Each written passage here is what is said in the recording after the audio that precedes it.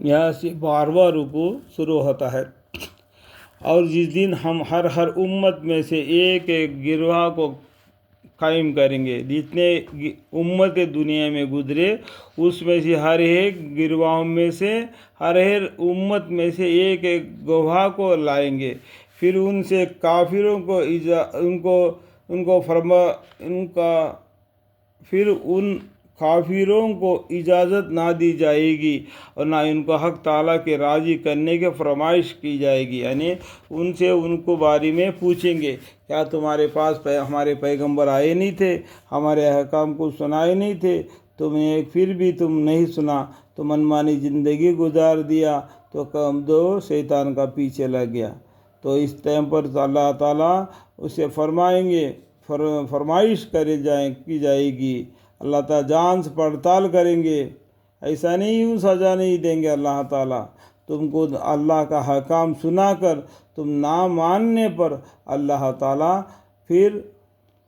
اس کو سزا دیں گے۔ اگر دنیا میں عبادت بھی نہیں کیا پھر بھی اللہ سے معافی مانگتے رہ گیا، اللہ تعالیٰ کو معاف کرنے والا بڑا غفور الرحیم پائیں گے۔ اس لیے اللہ سے ہمیشہ معافی مانگتے رہنا، اس سے بڑھ کر کوئی دعا ہے ہی نہیں۔ اور جب ظالم لوگ عذاب کو دیکھیں گے تو وہ عذاب ان سے ہلکا کیا جائے گا اور نہ وہ کچھ مہلت دی جائے گی۔ جو کافر لوگ جہنم میں جائیں گے تو ان کو عذاب نہ ان سے ہلکا کیا جائے گا اور نہ کچھ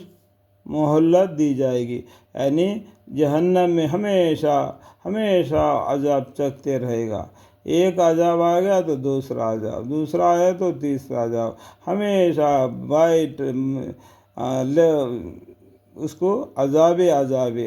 جدھر سے چاروں طرف سے موت کا سامان ہوگا لیکن موت نہیں آئے گی، اللہ کے سزا بھوگتے رہے گا۔ اللہم اغفر لی، اللہم اغفر لی۔ اور جب مشرک لوگ اپنے شریکوں کو دیکھیں گے تو کہیں گے کہ اے ہمارے پروردگار، وہ ہمارے شریک یہی ہے۔ مشرک لوگ کیا کریں گے دنیا میں؟ تو یہ ایک جو ہے ہم سفر ساتھی ہو گئے تھے، وہ بلایا تھا، یہ چلے گئے، تو اس نے سوچنا چاہیے تھا، قرآن کو پڑھنا چاہیے تھا اور حق بات کیا ہے جاننا چاہیے تھا۔ تو مشرک لوگ کیا کریں گے؟ جہنم میں جانے بعد ان مشرکوں کو دیکھیں گے جنہوں نے ان کو گمراہ کیا تھا، تو کہیں گے کہ آپ کو چھوڑ کر ہم ان کو پوجا کرتے تھے، کیا آپ کو چھوڑ کر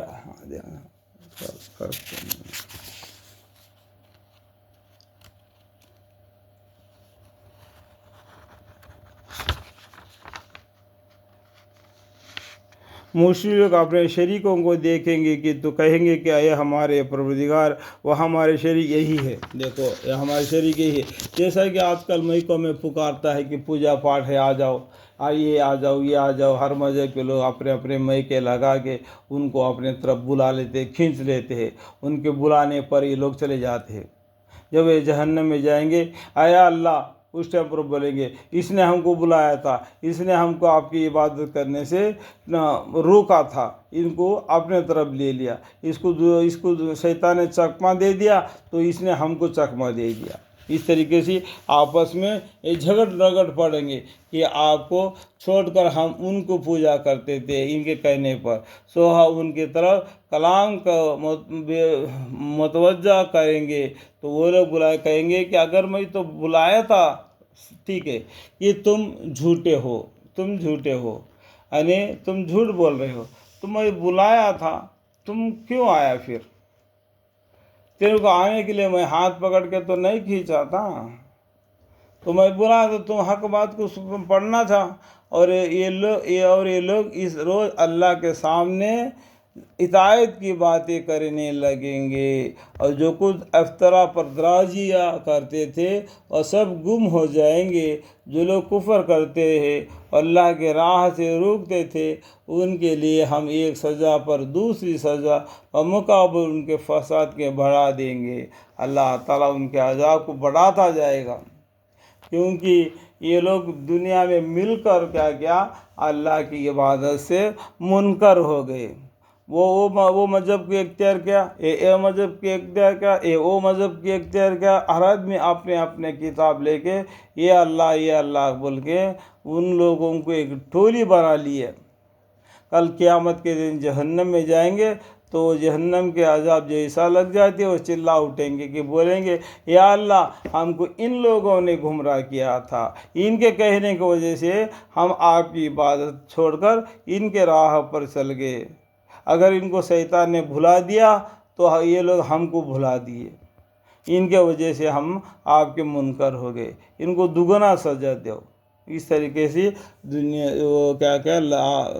جہنم میں لڑ بڑھ جھڑیں گے، لیکن پھر بھی ان کے اوپر عذاب ہلکا نہ کیا جائے گا، یعنی ان کا بمقابل ان کے فساد کے بڑھا دیے جائیں گے۔ اور جس دن ہم ہر امت میں ایک گواہ جو ان میں ہوگا ان کے مقابل میں قائم کریں گے، اور ان لوگوں کے مقابل میں آپ کو گواہ بنا کر لائیں گے، اور ہم نے آپ پر قرآن اتارا ہے، یہ تمام دین کی باتوں کو بیان کرنے والا ہے، اور مسلمانوں کے واسطے بڑی ہدایت، بڑی رحمت اور خوشخبری سنانے والا ہے۔ یہ دیکھو یہ قرآن ایسا ہے، اس میں آدم علیہ السلام سے لے کے قیامت تک کے بیان اس قرآن میں ہے۔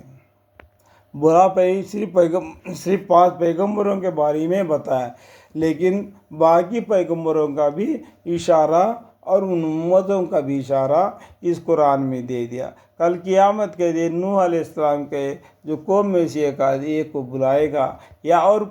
پیغمبر کے قوم میں سے ایک کو بلائے گا، کیا تمہارے پاس نوح علیہ السلام نہیں آئے تھے؟ تم کو اللہ کے حکام نہیں سنائے تھے؟ تم کو اللہ سے ڈرائے نہیں تھے؟ تو بولیں گے یا اللہ ہمارے پاس تو کوئی پیغمبر آیا ہی نہیں، جھوٹا بتلائیں گے۔ اس ٹائم پر یہ ہمارے محمد صلی اللہ علیہ وسلم اور ہماری یہ امت جو قرآن کو پڑھی ہے وہ گواہ بنیں گے، ہاں وہ بولیں گے ہاں ضرور آیا تھا، ان کے پاس پیغمبر آئے تھے نوح علیہ السلام، ان کو سمجھائے تھے، بہت ہی صبر سے ان کو سمجھائے تھے، پھر بھی نہیں ماننے کی وجہ سے انہوں نے بد دعا مانگی اور دنیا کو صاف کر دیا۔ اور اسے باقی پیغمبروں کے بارے میں یہ ہماری امت گواہ ہوں گی، آپ کو گواہ بنا کر لائیں گے، اور ہم نے آپ پر قرآن اتارا ہے کہ تمام دین کی باتوں کا بیان کرنے والا ہے، اور مسلمانوں کے واسطے بڑی ہدایت اور بڑی رحمت اور خوشخبری سنانے والا ہے۔ الحمدللہ رب العالمین۔ قرآن شریف کا اتنا بابرکت ہے تو ہم مسلمان قرآن کو چھوڑ کر کدھر چلے جا رہے ہو؟ اٹھنے کے ساتھ ہاتھ منہ دھوئے اور نماز پڑھ لے اور قرآن کی تعلیم کریں، قرآن پڑھیں، قرآن پڑھیں، قرآن پڑھیں، ہر وقت گھر میں قرآن کی تعلیم ہو، ہر وقت نفل نمازیں ہو، اللہ کا ذکر ہو، کرتے رہے، اللہ کی برکت تم پر نازل ہوگی۔ اللہ تعالیٰ سب کو سمجھ عطا فرمائے، ہمیشہ قرآن کی تعلیم کرنے والے، قرآن شریف کو معنی کے ساتھ پڑھنے والے، سوچنے والے، سمجھنے والے بنائے۔ آمین ثم آمین ثم آمین۔ یا اللہ اس بیان کے درمیان جو بھی غلطیاں ہم سے ہو گئی تو میں معافی چاہتا ہوں۔ میں اپنے ہمت سے، اللہ کے سہارے سے، جتنا میرے پاس علم ہے اس علم کے ذریعہ سے میں نے قرآن کے معنی پڑھنا شروع کر دیا، اور مجھے علم عطا فرماؤ، علم عطا فرماؤ یا اللہ۔ آپ ہی کے قبضے قدرت میں ہے، ہم کو اتنا ہی علم ہے جتنا کوے کا چونچ میں جتنا پانی پکڑتا ہے، دریا کو علم والے آپ ہے مالک، آپ ہی سے ہم علم کی درخواست کرتے، غیب کا علم ہو، جو علم جس طریقے سے یوسف علیہ السلام کو آپ نے دیا، جس طریقے سے اور بھی پیغمبروں کو آپ نے علم دے دیا، یا اللہ میں آپ سے علم کی بھیک مانگتا ہوں۔ وقل ربی زدنی علما، وقل ربی زدنی علما، قال ربی اشرح لی صدری ویسر لی امری واحلل عقدۃ من لسانی یفقہوا قولی۔